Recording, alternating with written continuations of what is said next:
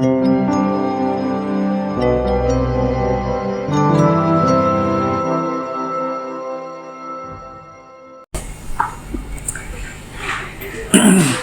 ऐसा पूछा कि अगर हमारे अंदर क्रोध, माया, लोभ और चौथा क्या था?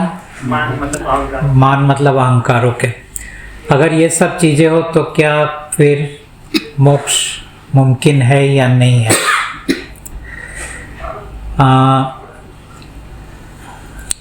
पहली बात तो ये समझना चाहिए कि जो शब्द मोक्ष है, मोक्ष का मतलब ये हुआ कि फिर से हमारा जन्म नहीं होगा। मोक्ष का पूरा जो प्रक्रिया है, ये देने वाला कौन है? ये देने वाला परमात्मा नहीं है। ये दरअसल ब्रह्मांड का राजा है, जिसने इस विचार को पेश किया लोगों के सामने।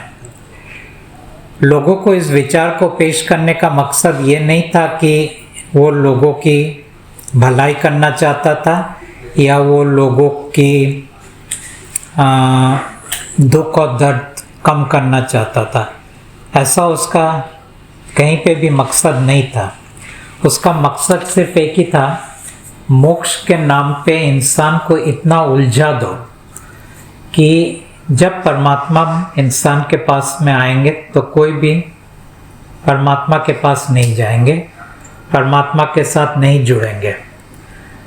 तो जब ये बात समझ में आ जाता है कि मोक्ष का मकसद मनुष्य का भलाई कभी था ही नहीं, बल्कि मनुष्य को उलझना था, तो फिर ये पता चल जाता है कि मोक्ष पाना इतना जटिल क्यों है, इतना मुश्किल क्यों है। और जटिल और मुश्किल इसलिए है कि जितना इसको जटिल बनाया जाए, जितना इसको मुश्किल बनाया जाए, उतना इंसान इसके अंदर उलझ के रहेगा, उतना इसके अंदर वो गहराई तक जाने की कोशिश करेगा, उतना उसकी जो एकाग्रता है इसके अंदर बंधा हुआ रहेगा। और ये इंसान परमात्मा के पास कभी नहीं जाएंगे। इसलिए नहीं जाएंगे क्योंकि उसके मन में ये सवाल उठेगा कि परमात्मा तो हमारे पास ही है, क्योंकि हमने तो परमात्मा का नाम सुना है, तो ऐसा तो नहीं कि परमात्मा हमारे यहाँ नहीं है। लेकिन ये किसी को नहीं मालूम था कि जो स्वयं को परमात्मा के रूप में पेश कर रहे थे वो दरअसल परमात्मा का बेटा था, परमात्मा नहीं था। तो ये सब बातें दरअसल कुछ साल पहले क्लियर हुआ मतलब पेश किया गया, लेकिन लोगों ने इसको अभी तक स्वीकार नहीं किया है। लोगों के मन में अभी भी ये धारणा है कि हमें बहुत प्रयास करना पड़ेगा, हमें अपने आप को पवित्र बनाना पड़ेगा, अहंकार से बाहर आना पड़ेगा, लोभ और बाकी जो भी शब्द आपने इस्तेमाल किए उसमें से हमें छुटकारा पाना पड़ेगा और उसके बाद ही मोक्ष मुमकिन है। लेकिन जब परमात्मा नहीं आए थे तब भी जो मोक्ष का जो प्रक्रिया था वो दरअसल इस बात पर टिका नहीं था कि आप कितना प्रयास कर रहे हैं, आप कितना मेहनत कर रहे हैं, आप कितना अपने आप को सैक्रिफाइस का हिंदी वर्ड क्या होगा? कुर्बानी। कितनी कुर्बानी दे रहे हैं? कुर्बानी जैसे कि आप आपके परिवार से अलग हो गए, जंगल में चले गए, आपने एक वक्त खाना शुरू कर दिया, आपने कठिन तपस्या शुरू कर दिया, तो ये सब उस कुर्बानी के लिस्ट में आता है या तपस्या बोल सकते हैं। तो ऐसा था कि लोगों को ऐसा मानना था कि इनके जरिए हम मोक्ष तक पहुंच सकते हैं, लेकिन हकीकत ये था कि इनके जरिए आप कहीं भी पहुंच नहीं सकते। और ये तो मैं तब की बात कर रहा हूं जब परमात्मा आए भी नहीं थे, जब ये पूरे ब्रह्मांड राजा के दायरे के अंदर चल रहा था, मैं तब की बात कर रहा हूं। और ऐसी अवस्था में, क्योंकि हमने कई लोगों को देखा है जिन्होंने कुछ भी नहीं किया लेकिन फिर भी उनका मोक्ष हो गया, फिर भी वो एनलाइटेंड हो गए, फिर भी वो उनकी इच्छाएं सब खत्म हो गई, फिर भी उनकी वासना खत्म हो गए। ठीक है, तो इन कारणों के लिए इस बात का फिर परमात्मा आने के बाद पता चला कि मोक्ष दरअसल शुद्धिकरण के ऊपर टिका नहीं है, टिका हुआ है सक्रियकरण के ऊपर। और सक्रियकरण का मतलब होता है हमारा जो ऊर्जा शरीर है उसमें पहला और दूसरा, अगर दो ऊर्जा शरीर सक्रिय हो जाए तो हमारा मोक्ष हो जाता है। मुश्किल यह है कि ये दो शरीर का सक्रियकरण इंसान अपने बलबूते पर नहीं कर सकता है, इसके लिए ईश्वर की जरूरत पड़ता है। और ईश्वर भी ये सक्रियकरण तभी करते हैं जब ये कहानी के अंदर लिखा हुआ है।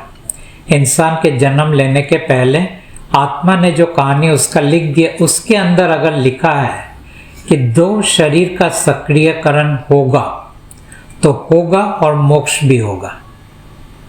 अगर नहीं लिखा है, शायद इतना ही लिखा हो कि ये इंसान जिंदगी भर कठिन तपस्या के अंदर से गुजरेगा।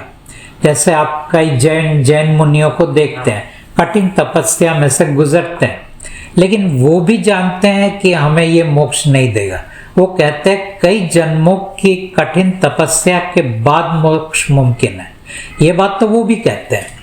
वो ये नहीं कहते कि मैं 10 साल 20 साल या पूरे ये जन्म लगा दूंगा तो मैं मोक्ष को प्राप्त करूंगा। तो उनको ये है कि कर्म को काटना बहुत कठिन है, क्योंकि हम नए कर्म बांध रहे हैं, और जब तक हम पूरे कर्म को काटेंगे नहीं तब तक मोक्ष होगा नहीं।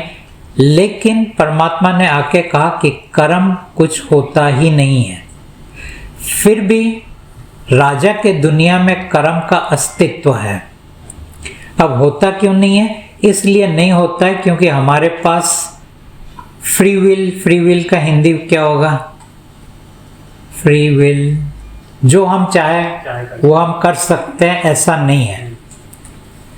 तो अगर हम जो चाहे कर सकते हैं ऐसा नहीं है, तो फिर हम जो भी करते हैं वो फिर हमारी मर्जी से नहीं होता है।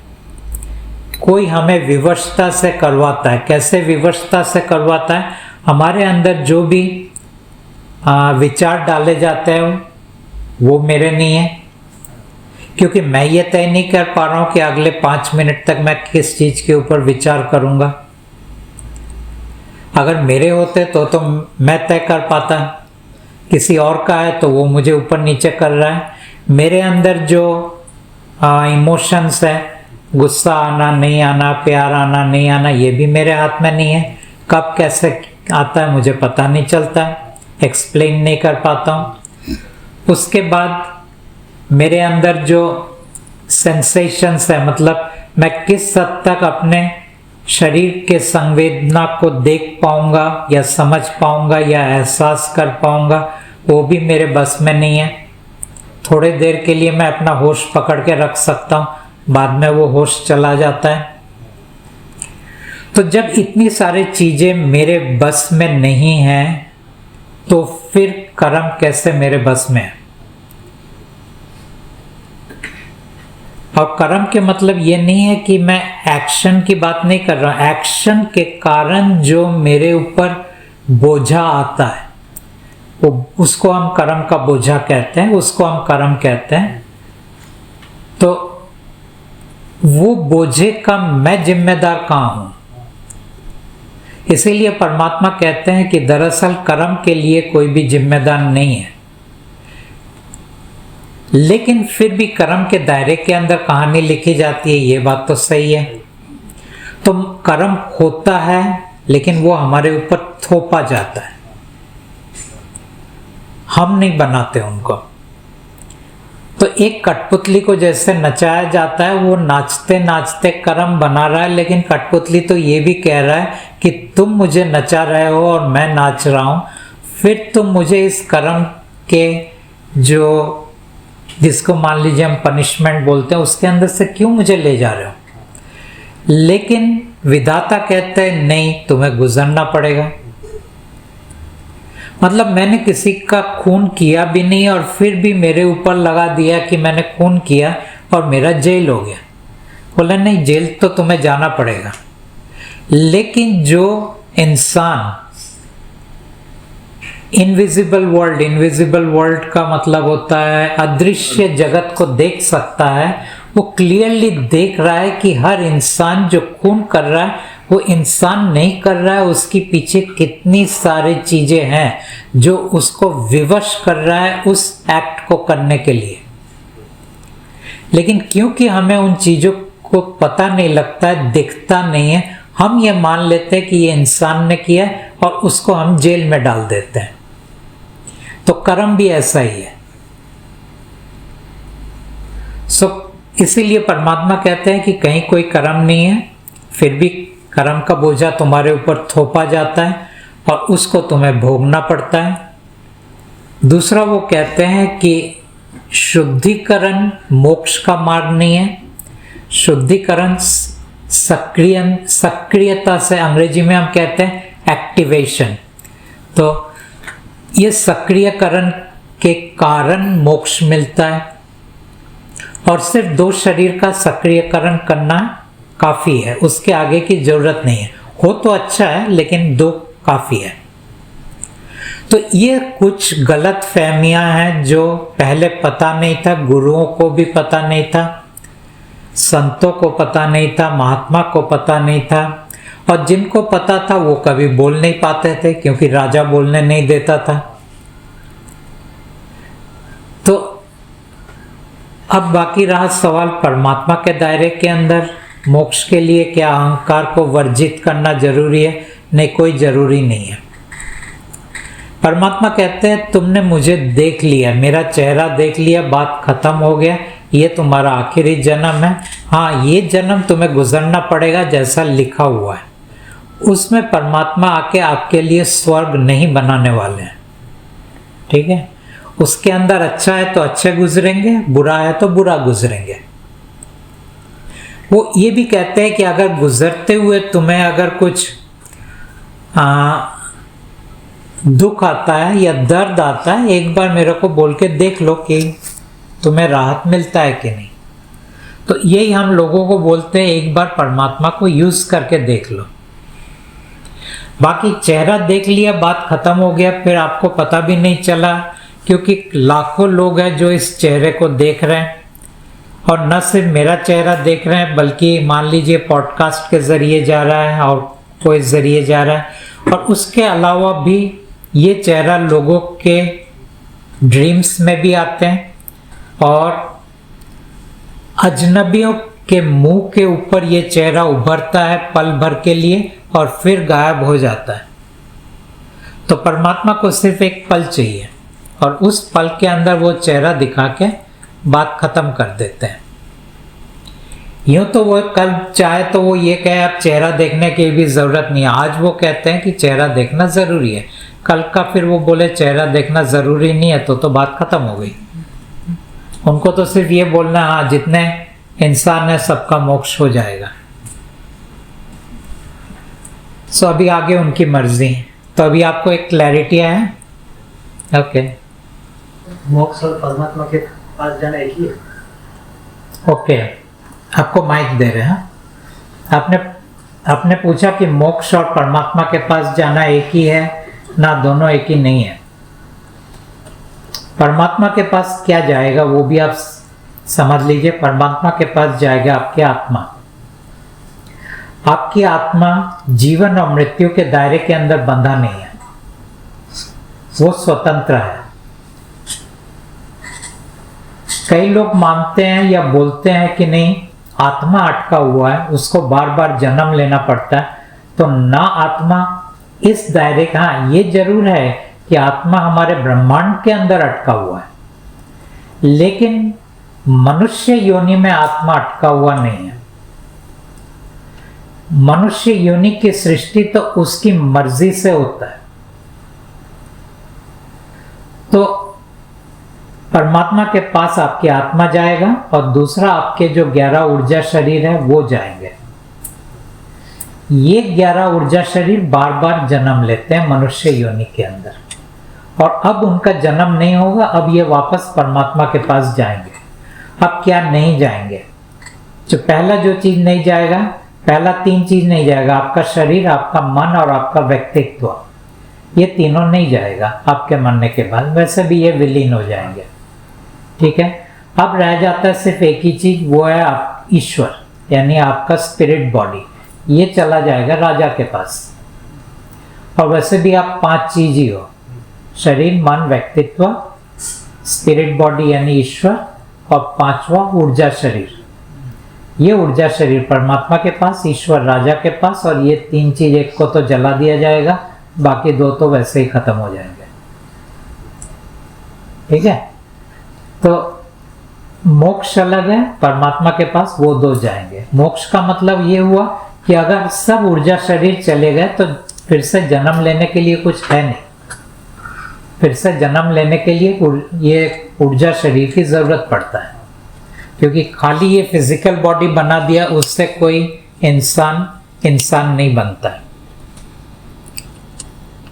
जी सर, अपनी स्टोरी लाइन में लिखा होता है कि आपसे मिलना है, परमात्मा से मिलना है, वो चीज हम आपसे मिले। स्टोरी लाइन में लिखा नहीं होता है, ये स्टोरी लाइन के बाहर हो रहा है।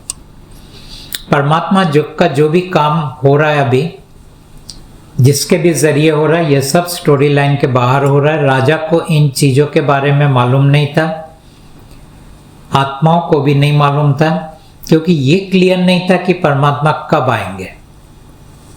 इतना मालूम था कि आएंगे, अब 100 साल के बाद भी आ सकते थे, 200 साल के बाद भी आ सकते थे, या 100 साल पहले भी आ सकते थे। तो स्टोरी लाइन तो एक नॉर्मल इंसान का जैसे लिखा जाता है वैसे ही लिखा जाता है, उसके अंदर परमात्मा या उनके काम का कोई भी मेंशन नहीं है, और वैसे भी राजा मेंशन करने देगा भी नहीं। वो स्टोरी लाइन को कोशिश करता है मैं इतना टाइट करूं कि कोई छटक के परमात्मा के पास ना जाए, ठीक है।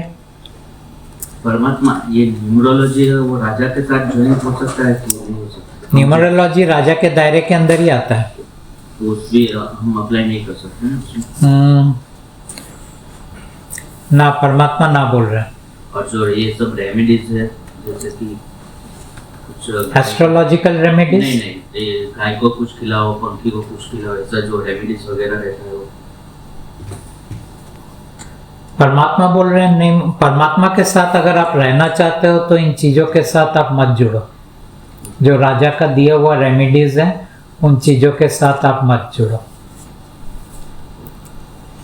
वैसे भी मान लो आप गाय को खिलाओगे या कोई भी जानवर को आप खिलाओगे, मान लीजिए वो गाय हो, पक्षी हो, कुत्ते हो, कुछ भी हो,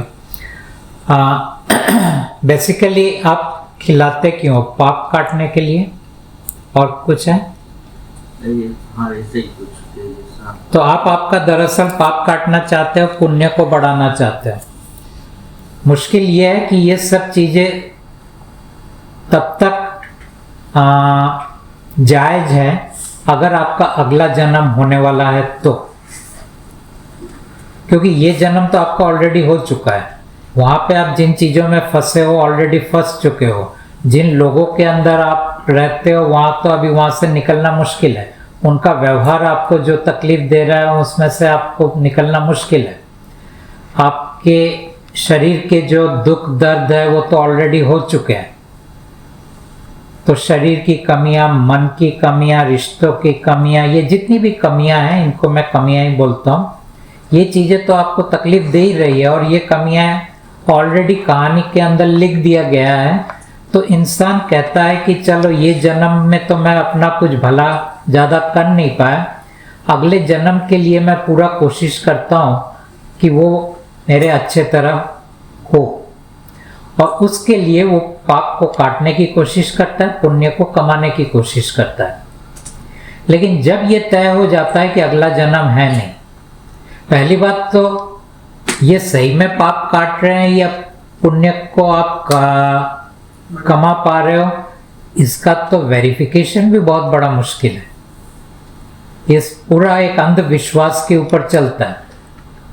मुश्किल ये है कि हर विश्वास का दूसरा नाम अंधविश्वास है, लेकिन हमने उसको थोड़ा सा रेस्पेक्टेबल कर दिया कि नहीं, ये अंधविश्वास नहीं है, ये विश्वास है। लेकिन अंधविश्वास और विश्वास के बीच में कोई अंतर नहीं है, आपने बना दिया कि हाँ ये अंतर है।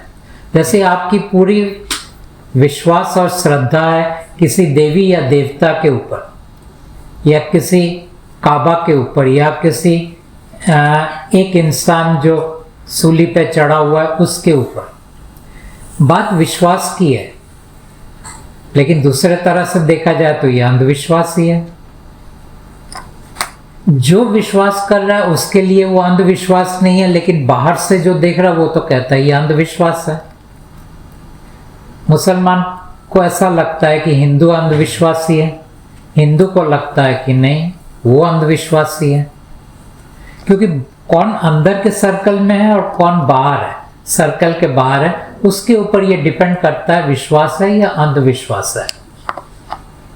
दोनों के अंदर वेरिफिकेशन नहीं है। फिर लोग पूछते हैं चलो दोनों के अंदर वेरिफिकेशन नहीं है तो परमात्मा भी आए हैं, उसका क्या वेरिफिकेशन है।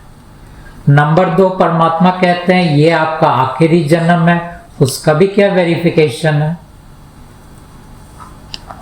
तीसरा ये है कि परमात्मा इंसान के लिए कुछ कर रहा है, सही में कुछ कर रहा है, उसका भी क्या वेरिफिकेशन है। हो सकता है ये हमारे नसीब में लिखा था और हमें मिल गया। तो ये बात सही है, इन चीजों का वेरिफिकेशन नहीं है, क्योंकि कोई चीज का वेरिफिकेशन करने के लिए आपके पास जिन चीजों का होना जरूरी है वो है आपका, हम कहते हैं अंग्रेजी में perceptive and cognitive powers. Perceptive मतलब किसी चीज को एहसास करने की शक्ति, और कॉग्निटिव का मतलब होता है किसी चीज को जानने की शक्ति। इस वक्त आप मान्यता के अंदर घिरे हुए हैं। जानना मतलब वो मान्यता नहीं है, आपने उसको प्रत्यक्ष या तो एहसास किया है या कोई आपके इंद्रियों के अंदर उसको आपने पाया है, 5 इंद्रियों के अंदर।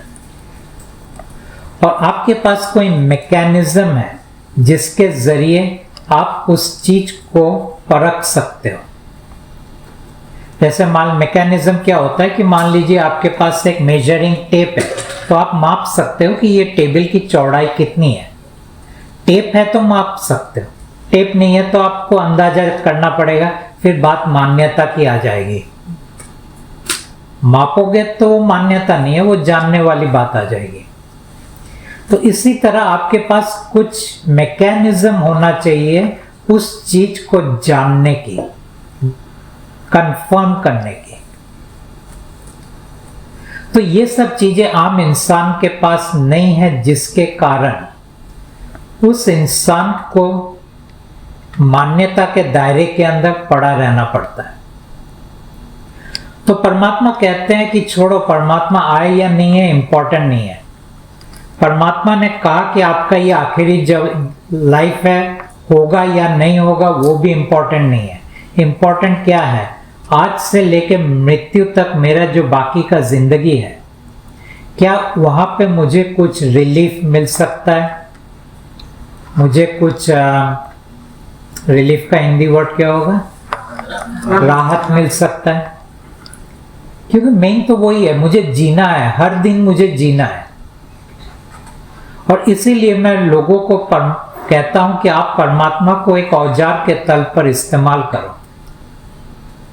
आपने भगवान को औजार के तल पर इस्तेमाल नहीं किया।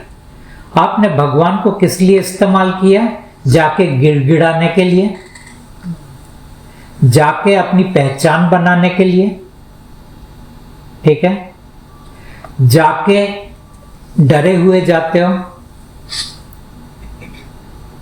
तो क्या रिश्ता है ये आपका भगवान के साथ। मैं परमात्मा को उस रिश्ते के दायरे के अंदर पेश ही नहीं करता। मैं कहता हूं इनकी कभी पूजा अर्चना मत करना, कभी इनका गुणगान मत करना। कभी इनको सर पे मत उठाना, कभी इनकी कोई भी तरह से, अंग्रेजी में हम कहते हैं रेवरेंस, मतलब श्रद्धा भक्ति, ये सब चीजों के दायरे में कभी मत लाना परमात्मा को। ये सिर्फ एक मेजरिंग टेप है। जैसे मैंने कहा कि टेबल की अगर चौड़ाई को मापने के लिए एक मेजरिंग टेप का आप इस्तेमाल करते हो, वो एक औजार है। उसी तरह परमात्मा को एक औजार के दायरे में आप इस्तेमाल करो। अगर वो आपको कुछ देता है तो कंटिन्यू करो, अगर वो आपको कुछ नहीं देता है तो आपके बाकी जिन चीज़ों के सहारे आप जी रहे हो उनके सहारे आप जियो। क्योंकि मैं बहुत प्रैक्टिकल इंसान हूँ। मेरे लिए हर वक्त यही था कि ठीक है आप परमात्मा हो, लेकिन करना क्या है, आप क्या करोगे। तो वो वाह वाह नहीं है। यहाँ पे जैसे राम जी, कृष्ण, शिवा और बाकी चीजों के लिए लोग एकदम वाह वाह करते हैं, अंधविश्वासी हो जाते हैं, उनका नारा लगाते हैं। क्यों नारा लगाते हो, क्यों गुणगान करते हो? ऐसा लगता है कि इससे वो खुश होंगे। आपको कैसे पता कि ये चीजें करने से वो खुश होंगे? बोले किताब में लिखा हुआ है, पंडित जी ने कहा है, मौलवी ने कहा है, पादरी ने कहा है। तो पूरी दुनिया जो है वो दरअसल अंधों की जमात है और उसके अंदर उनके धर्म गुरु भी अंधे ही हैं।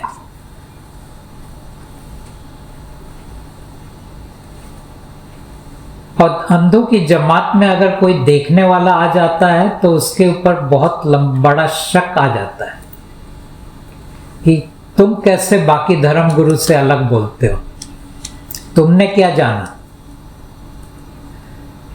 तो मैं कहता हूं कि तुम्हारे धर्म गुरु ने क्या जाना। या तो उन्होंने किताबें पढ़ डाली और पूरी कंठस्थ कर दिया, ठीक है, फिर तो वो किताब के बोलेंगे फलाना पेज नंबर में ये लिखा हुआ है। एक तो ये हो सकता है। दूसरा बोलेंगे हम गहरी ध्यान में गए और हमने ये पाया। लेकिन मैं पूछता हूं पाया क्या तुमने? एक आप कह सकते हो मुझे शांति मिला, हाँ ठीक है। एक आप कह सकते हो मैं आनंदित हुआ, आनंद विभोर हुआ, ये भी ठीक है।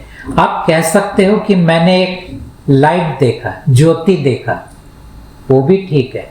आप कह सकते हो कि मैंने एक देवी देवता को देखा, ये भी ठीक है। ये सब अब आपके एहसास के अंदर हो रहा है, ठीक है ना। अगर एहसास के बाहर होता तो वो कैसे बोल पाता कि उसने क्या देखा या उसने क्या पाया या क्या एहसास किया। तो अल्टीमेटली सब कुछ उसके एहसास के दायरे के अंदर होता है। लेकिन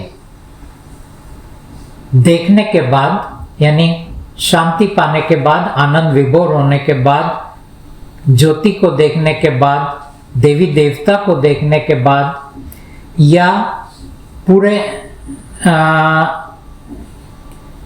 या फिर वो कहते हैं कि मेरे पास ऐसी शक्ति आ गई है कि मैं भी सीधा हो गया, तो उनके पास कुछ ज्ञान आ जाते हैं, कुछ करने की क्षमता आ जाते हैं, कुछ मिरेकल्स कर पाते हैं। लेकिन ये सब चीजें क्या सही में उस गुरु को, संत को, महात्मा को भ्रम में से मुक्त कर पाए? नहीं कर पाए। उनको लगा वो मुक्त हो गए। क्यों मुक्त हो गए? कहते हैं कि अंधों में काना राजा, ठीक है। उन्होंने थोड़ा सा ज्यादा देख लिया जो आम इंसान नहीं देख सकता है। उन्होंने थोड़ा ज्यादा एहसास किया जो आम इंसान नहीं कर सकता है। और उनको लगा कि अब वो माया जाल से निकल पाए। उनको लगा कि मैंने माया को समझ लिया। उनको लगा कि मैं ये क्या कहते हैं, अंग्रेजी में हम एक मैट्रिक्स वर्ड यूज करते हैं, उसका हिंदी क्या होगा? हाँ, माया। चलो माया जाल ही है। ये माया जाल को मैंने जान लिया है, लेकिन नहीं जान पाए। जब शिव नहीं जान पाया माया जाल को तो तुम कहां से जानोगे? लेकिन मेरे जैसा कोई आके जब कहता है कि शिव नहीं जान पाया, ये मैं कोई किताब से नहीं बोल रहा हूं, ये तो शिव से बात करके फिर बोल रहा हूं कि वो कहां पे अटका है वो मैंने देखा, वो क्या नहीं जानता है वो मैंने देखा। सवाल ये उठता है कि मैं कैसे उससे ज्यादा जानता हूं? सिर्फ इसलिए जानता हूं क्योंकि मैं परमात्मा से बात कर रहा हूं और परमात्मा मुझे वो सब चीजें बोलते हैं जो राजा कभी भी अपने संतान को कभी नहीं बताया उन्होंने। इसलिए मैं जानता हूं कि शिव कहां पे जाके अटक गए,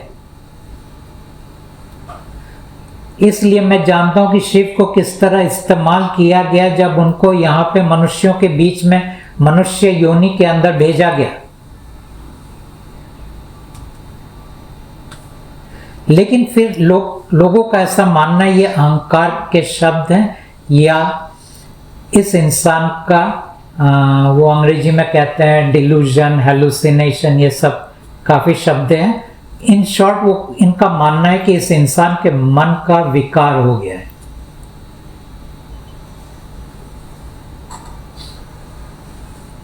सो फिर मैं चुप हो जाता हूं।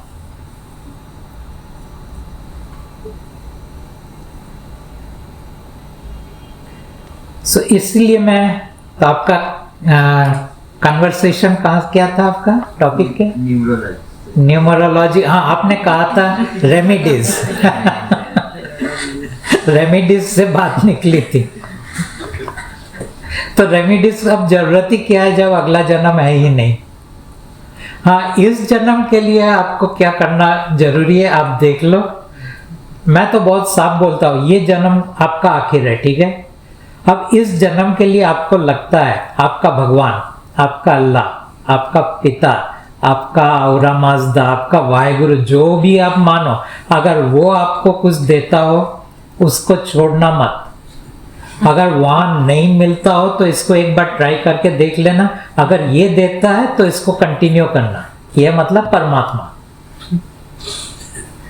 क्योंकि अल्टीमेटली तो मैं चाहता हूं हर इंसान के जो बाकी के चंद दिन रह गए, वो चाहे साल हो, 10 साल हो, 50 साल हो, डिपेंड करता है जिसका जो है, कम से कम थोड़ा तो कम दुख में जिए। मैं यहाँ पे परमात्मा का प्रोपेगेट करने नहीं आया हूं। मैंने उनको भी बोला है कि आप दोगे तो रहेंगे, नहीं दोगे तो नहीं रहेगा।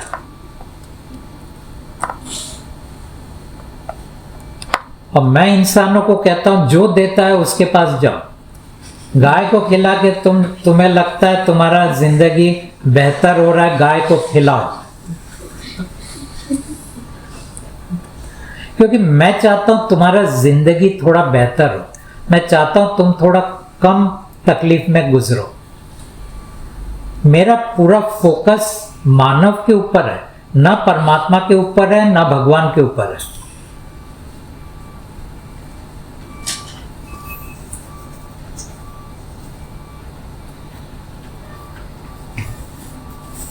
क्लियर है? जी। In the last Zoom meeting, so you told that since there is no right and wrong for the non-soul beings, is there anything just like this for the soul beings also? अब देखिए, मैंने जो कहा था कि कई right and wrong नहीं होता, वो कोई कॉन्टेक्स्ट के अंदर मैंने बोला था, लेकिन क्या था कॉन्टेक्स्ट अभी मुझे याद भी नहीं आ रहा है। क्योंकि राइट एंड रॉन्ग होते भी है और नहीं भी होते हैं, दोनों सही है। मैंने किस चीज के दायरे के अंदर बोला था वो अभी मुझे याद नहीं आ रहा है। तो अभी आप दायरा कुछ बताइए तो मैं उसके अंदर बात करूं। क्योंकि डेफिनेटली आप मान लीजिए गाड़ी चलाते वक्त अगर लेफ्ट से राइट की तरफ से जाना ड्राइविंग करेंगे तो वो तो रॉन्ग ही है। तो वो राइट एंड रॉन्ग नहीं है ऐसा भी तो मैं नहीं बोल सकता हूँ। सो हर चीज एक दायरे के अंदर बात होता है। सो वो दायरा क्या है अगर आप बोले तो मैं उसके अंदर बोल सकता हूँ राइट एंड रॉन्ग है कि नहीं।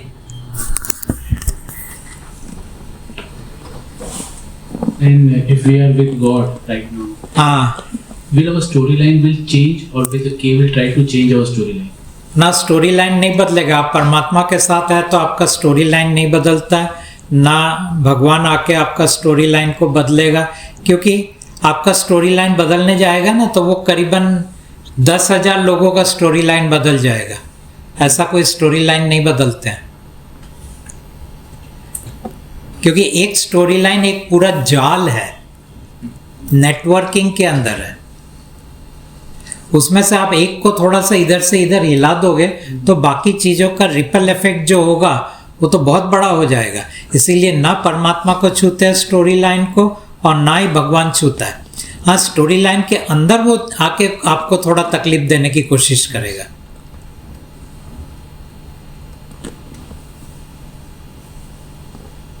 Should we worry about our future? Should we worry about future? अब वरी आता है तो आप रिलीज करो। Yes sir, वही कर सकते हो। क्योंकि वरी तो आएगा ही ना, क्योंकि हर वक्त हमें हमारे अंदर एक असुरक्षित भावना रहता है।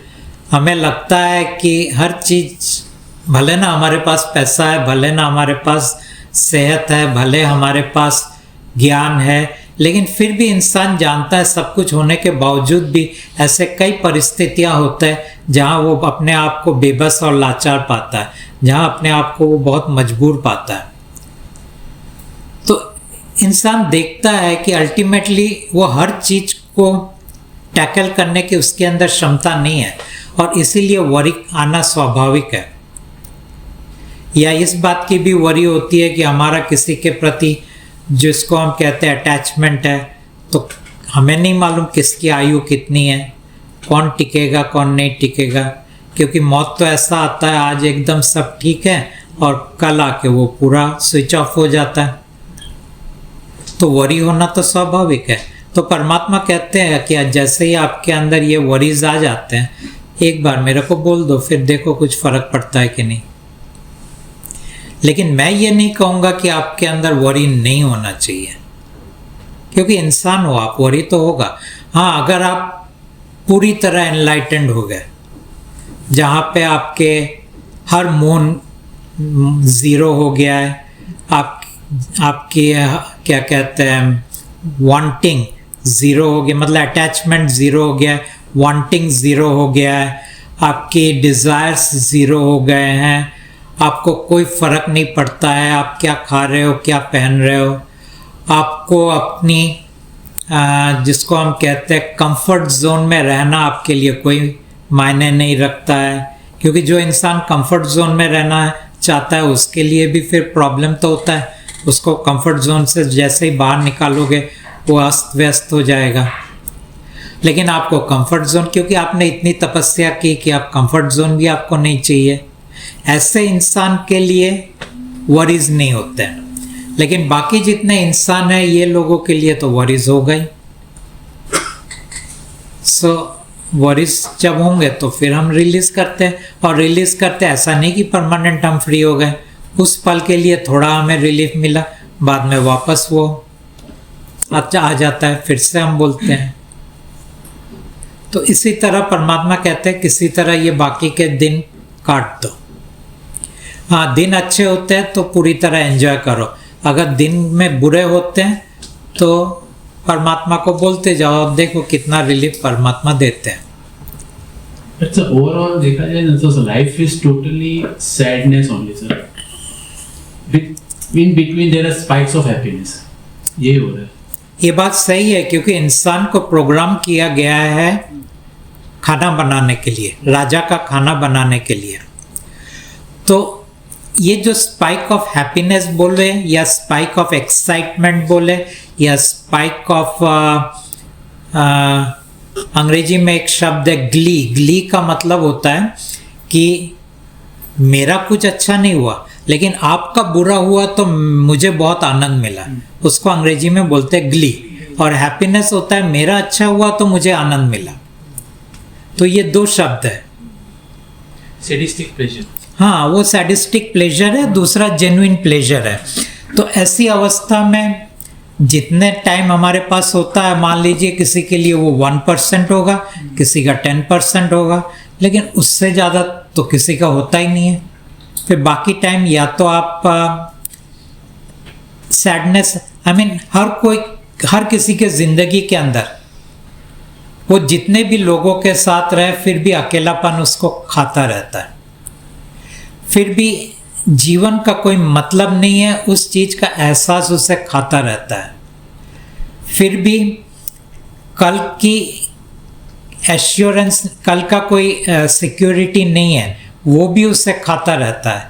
और क्योंकि कल का सिक्योरिटी नहीं होता है, वो खाता रहता है, इसीलिए आज अगर हमारे पास 1 करोड़ है तो हम कोशिश करते हैं वो 1.5 या 2 करोड़ करने के लिए। तो ये क्यों आ रहा है? क्योंकि हर वक्त वो फीलिंग तो रहता है, लेकिन वो फीलिंग कब से शुरू हुआ? जब मेरे पास सिर्फ 10 रुपए थे और मुझे लगा कि ये काफ़ी नहीं है, और ये फीलिंग ने मुझे पहुंचा दिया आज 1 करोड़ के पास, लेकिन फीलिंग वही है। तो अब मुझे 10 करोड़ के लिए मैं दौड़ रहा हूँ। सो अल्टीमेटली सवाल ये नहीं है कि मेरा बैंक बैलेंस कितना पहुंचा, अल्टीमेटली ये है कि ये फीलिंग मुझे पागल कर रहा है, और पागलपन के दौर के अंदर से गुजर के मैं उस चीज़ को पाने की कोशिश कर रहा हूँ जो मुझे लगता है इस फीलिंग से मुझे छुटकारा देगा। लेकिन इंसान बचपन से लेके मौत तक पहुंच जाता है, लेकिन वो फीलिंग जाता नहीं है। सो इसीलिए जो आप कहते हो कि अल्टीमेटली ज़्यादातर पोर्शन तो पेन है या सफरिंग है, बहुत थोड़ा सा पोर्शन होता है जो जिसको हम कह सकते हैं हाँ this is good. So there is too much lack of contentment. हाँ, लैक ऑफ कंटेनमेंट वही होता है कि आई डोंट हैव एनफ। जब आपके पास आई हैव एनफ वाला फीलिंग आ जाएगा, that means you are content now. When it will come? It will not come because you are not programmed to have that feeling. Programming तो चाहिए ना। ये जो माइंड और पर्सनालिटी का प्रोग्रामिंग है, इंक्लूडिंग बॉडी माइंड पर्सनालिटी का जो प्रोग्रामिंग है, ये प्रोग्रामिंग की 2 चीज़ के ऊपर किया गया है, I am not enough and I don't have enough. मैं काफ़ी नहीं हूँ और मेरे पास जो है वो काफ़ी नहीं है। ये फंडामेंटल प्रोग्रामिंग है। और उसके बाजू में एक और प्रोग्रामिंग होता है, उसको हम कहते हैं फियर। वो फियर वाला जो है वो हमें हर वक्त असुरक्षित होने का महसूस देते हैं, और इसीलिए हम सुरक्षा क्रिएट करने के लिए चारों बाजू हाथ पैर मारते हैं। तो एक सर्वाइवल है और दूसरा वो फीलिंग है कि आई एम नॉट कंटेंटेड। तो 2 जगह से हमें हाथ पैर मारने के लिए विवश करता है, हमें जो बनाता है। तो ये सब नहीं आएंगे, खाली जो थोड़े बहुत लोग एनलाइटेंड हो जाते हैं उनका आता है, लेकिन वो भी एनलाइटेंड होने के बाद फिर से हाथ पैर मारना शुरू कर देते हैं, क्योंकि अब उनके मन के अंदर ये इच्छा जागता है, जैसे बुद्ध का जागा था कि जो मुझे मिला वो मैं दूसरों को देना चाहता हूँ। जैसे ही उसने ये सोचा, फिर से वापस हाथ पैर मारना शुरू कर दिया। और अगर उसने असेसमेंट किया कि मैं कितना दे पाया, तो वापस वो दुखी हो जाता। किया या नहीं किया वो तो मुझे नहीं मालूम, लेकिन कोई भी अगर करे, क्योंकि आप दोगे कैसे, किसको दोगे? एक शरीर को दोगे, एक मन को दोगे, एक व्यक्तित्व को दोगे, और तीनों का ऑलरेडी इतना स्ट्रांग प्रोग्रामिंग है कि वो आपका चीज कैसे लेगा? फिर लोग बोलते हैं नहीं, बुद्ध ने इतने लोगों को ध्यान में बिठा दिया, लेकिन क्या ध्यान करने से आप आपके विकार के बाहर निकल सकते हो? वो बोलते हैं हाँ निकल सकते हैं, क्योंकि पतंजलि ने कहा था कि आप यम नियम करके वो जो पूरा मार्ग बताया, या बुद्ध ने जो अपना 8 फोल्ड पाथ बताया, तो बेसिकली वो क्या कह रहे हैं कि शील, प्रज्ञा और ध्यान, ये 3 के जरिए आप बुद्धत्व को प्राप्त कर सकते हो या समाधि को पा सकते हो। शील मतलब आपके आचरण के ऊपर टिका हुआ है।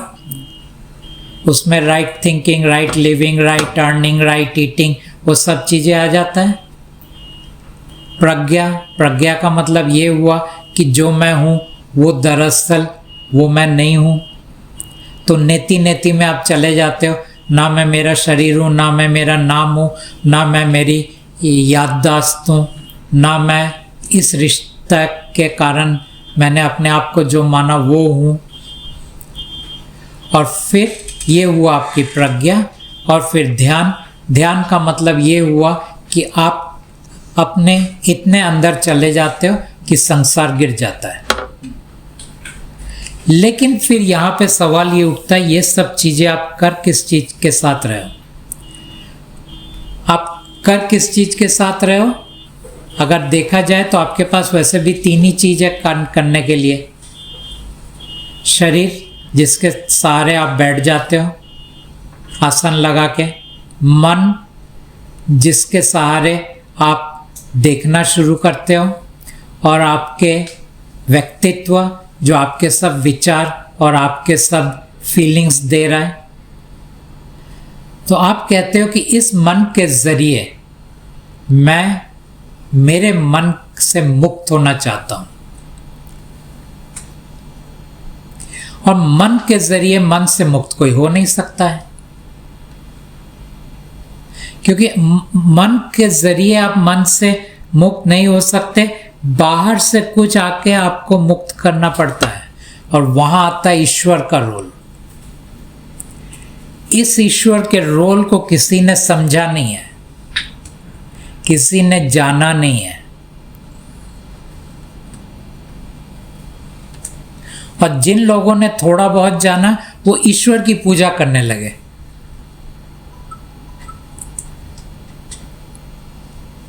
सो ये चीज़ें बहुत सिंपल है, लेकिन इतना कॉम्प्लिकेटेड करके रखा हुआ है। और फिर मेरे जैसा लोग आके अगर बोल दे आपका कोई कल्याण तो होने वाला है नहीं, तुरंत क्या होगा?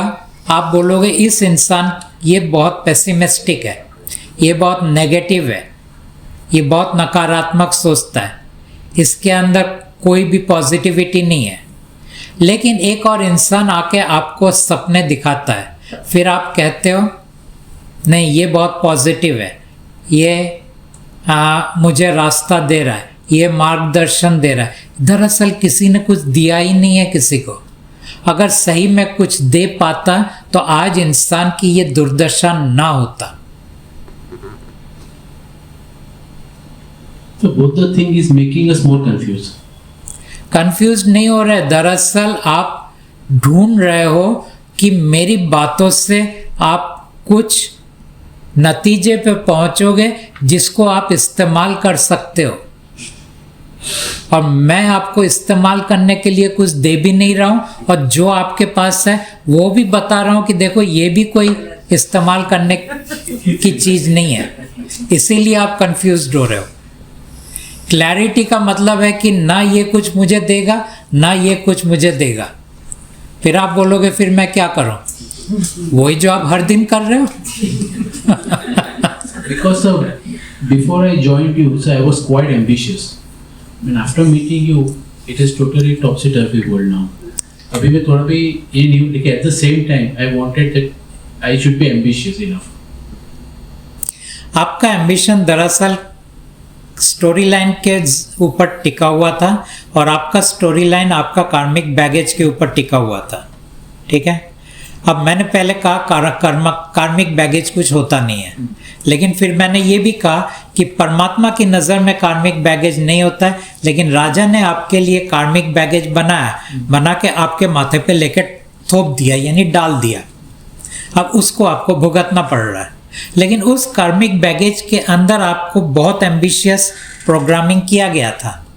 अब परमात्मा आने के कारण ये कार्मिक बैगेज न्यूट्रलाइज हो रहा है, कम हो रहा है डे बाय डे, जिसके कारण जिसके ऊपर आपका एम्बिशन टिका हुआ था वो एम्बिशन अब टिक नहीं पा रहा है। इसीलिए आपका एम्बिशन कम हो रहा है। जैसे कि दो रिश्ते के अंदर बहुत ज़्यादा मोह था, यानी अटैचमेंट था, कई बार देखा गया है परमात्मा के साथ जुड़ने के बाद वो अटैचमेंट कम हो रहा है, रिश्ते चल रहे हैं क्योंकि स्टोरी लाइन में लिखा है, ऐसा नहीं कि ये लोग डिवोर्स ले रहे हैं, बट वो वाली बात नहीं रही जो पहले था परमात्मा के पास जाने के पहले। There was that feeling of intense attachment. Now we are just जैसे दो अजनबी साथ चलते हैं इस तरह चल रहे हैं, एंड जो संसार के जो नियम है, खाना पीना उठना बैठना, सोशल एक्टिविटीज करना, वो सब चल रहा है, but the relationship is not at that level जब परमात्मा आने के पहले था। क्या फर्क पड़ा? दोनों के बीच में जो एक ग्लू था, वो ग्लू जो है, ग्लू मतलब गुंदर, वो ग्लू जो है वो दरअसल मेल्ट हो रहा है। तो वो जो चिपक के रखा था उस चीज के अंदर आप धीरे धीरे गैप आना शुरू हो रहा है। Detachments are increasing. अब उसको डिटैचमेंट कहते हैं। ये जो गैप आना है उसको डिटैचमेंट कहते हैं, ये जो चिपक के रहना है उसको अटैचमेंट कहते हैं। सो दिस अटैचमेंट और attachment is based on karmic baggage और detachment is based on falling off the karmic baggage. So ये चीजें दिखता है परमात्मा के आने के बाद,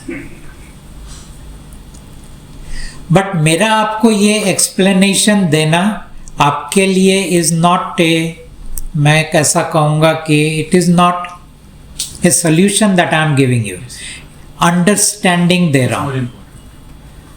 आप बोलोगे ठीक है मैं समझ गया, लेकिन अब मैं जीऊँ कैसे? ठीक है, फिर मैं कहता हूँ कि बहुत लोग हैं जो बगैर एम्बिशन के भी जीते हैं।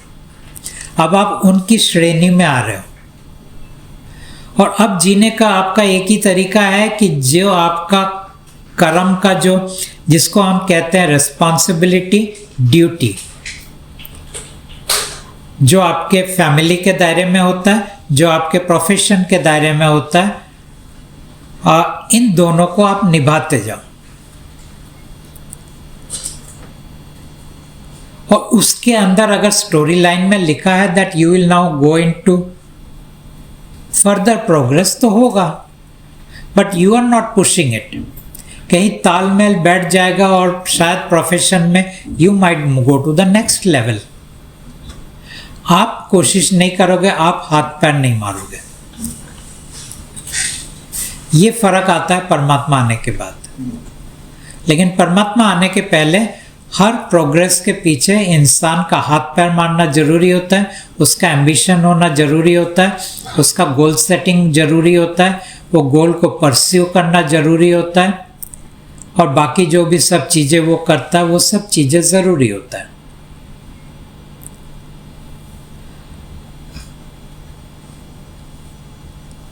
और जितना आप सहज जियोगे उतना आप पाओगे दुख कम है। जितना आप असहज जियोगे, अब सहज और असहज में अंतर क्या है ये भी हम देख लेते हैं। सहज का मतलब होता है वहाँ पे आपकी चाह मतलब डिज़ायर कम हो गया है। असहज का मतलब होता है आपके डिज़ायर बहुत ज़्यादा है। सहज का मतलब होता है कि आपने स्वयं को माफ़ कर दिया और दूसरों को माफ़ कर दिया। असहज का मतलब होता है कि आप स्वयं को कुछ करके प्रूव करना चाहते हो और दूसरों को भी कुछ दिखाना चाहते हो।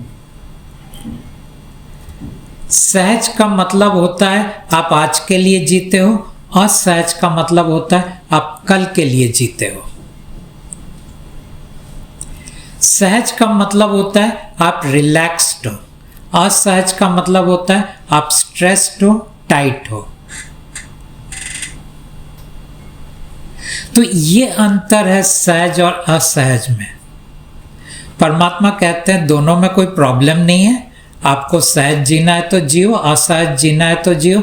अल्टीमेटली ये आपका लास्ट लाइफ होने वाला है। हाँ, इतना है कि आप जितना सहजता में जियोगे उतना आप लाइफ को थोड़ा एंजॉय करोगे, जितनी असहजता में आप जियोगे उतना लाइफ थोड़ा पेनफुल होगा, लेकिन फिर भी आप मौत के नज़दीक तो पहुंच ही जाओगे। सो बोथ आर ओके, परमात्मा की नजर में both are okay.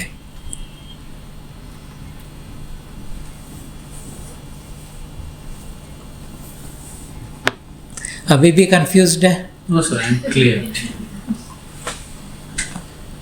So there's one scientific question. So as you told that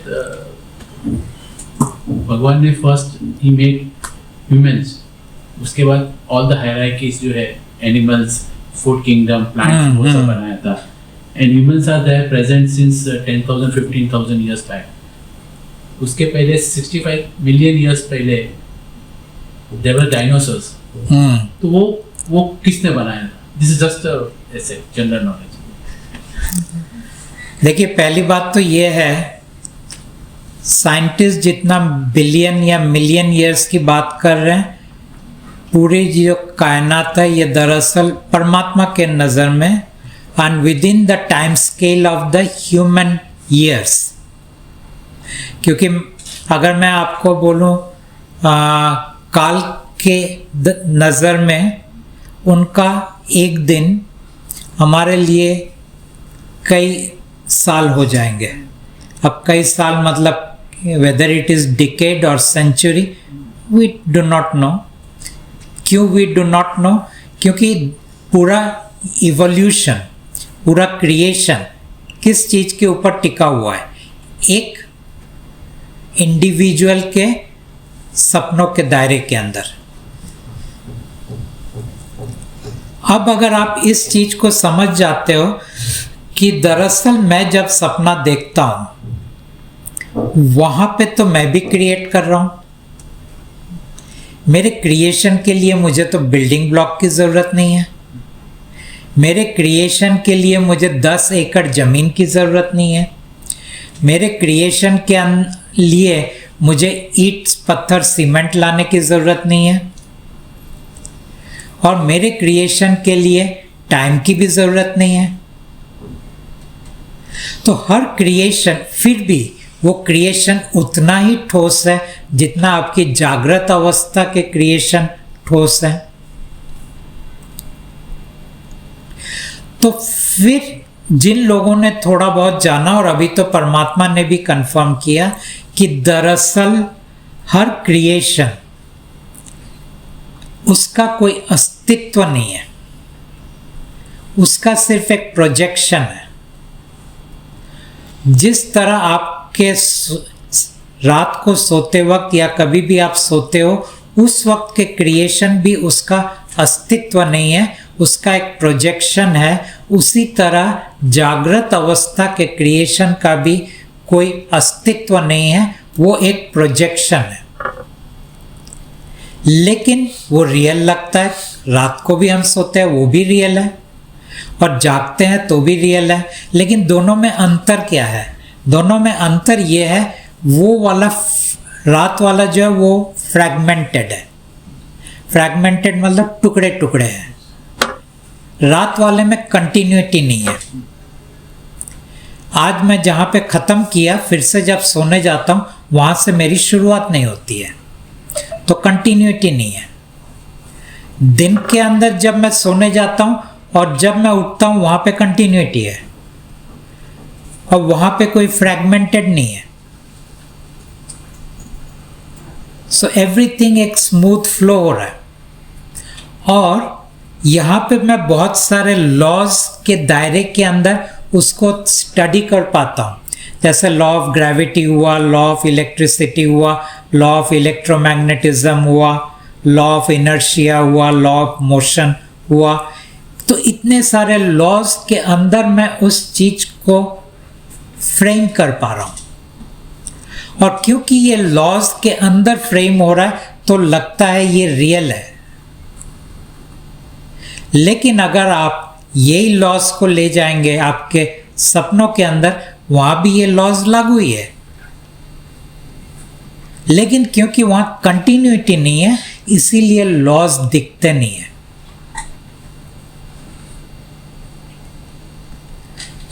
सो अब आपको ये जो सवाल आपने पूछा कि पहले अगर इंसान बनाया तो ये डायनासोरस कहाँ से आए, इतना पुराना है ये, क्या कहते हैं पूरा संसार, और इसके अंदर तो हर चीज़ ग्रेजुअली इवोल्यूशन हुआ है।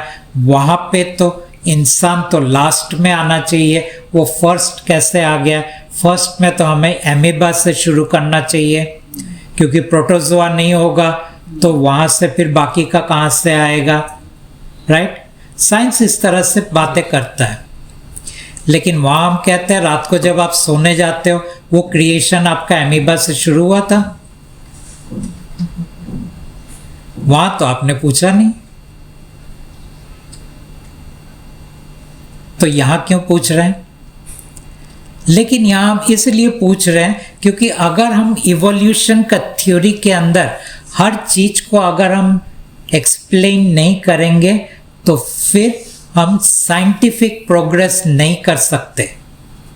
जैसे कि ड्रीम्स के अंदर आप साइंटिफिक प्रोग्रेस नहीं कर सकते क्योंकि वो ड्रीम है, लेकिन हमें यहाँ साइंटिफिक प्रोग्रेस करना है जागृत अवस्था में, वेकिंग स्टेट में। तो हम साइंटिफिक प्रोग्रेस कैसे करेंगे? जब तक हम ये ना कहें कि एवरीथिंग इज ए इवोल्यूशन। जैसे हम कहते हैं कि हमने जन्म लिया, एक स्पर्म एक एग, वहां से शुरू हुआ that whole creation called a baby, and that baby became a 5 foot 6 foot man and woman. So it is a evolution. जब तक हम हर चीज को इवोल्यूशन के दायरे में ना रखेंगे तब तक हम उसे साइंस के दायरे में नहीं रख सकते, क्योंकि साइंस का मतलब यह है progressing to a greater technology, greater scientific understanding. So और राजा कहता है कि तुम्हें इन चीजों के अंदर से गुजरना चाहिए, क्योंकि जब तक तुम इन चीजों के अंदर से नहीं गुजरोगे तब तक मैं तुम्हें हिप्नोटाइज कैसे करूंगा?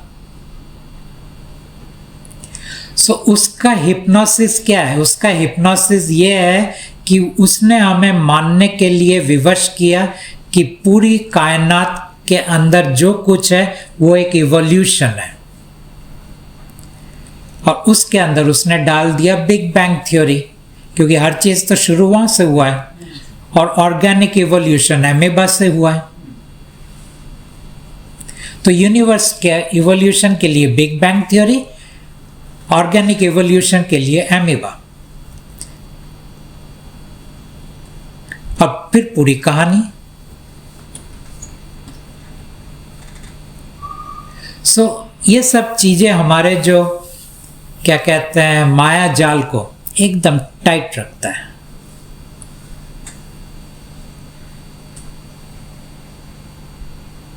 सो आपका जो सवाल था कि इंसान पहले आया या डायनासोरस पहले आया या और आगे ले जाओ तो एमीबा पहले आया, तो साइंटिफिक नज़र में एमीबा पहले आना चाहिए, उसके बाद डायनासोरस और इंसान। लेकिन माइथोलॉजिकल दृष्टि से, माइथोलॉजिकल मीन्स मिथ के दृष्टि से परमात्मा कहते हैं नहीं इंसान पहले आया। लेकिन इस चीज के डिबेट का कोई कंक्लूजन नहीं निकाल सकता, क्योंकि दोनों का दायरा अलग है।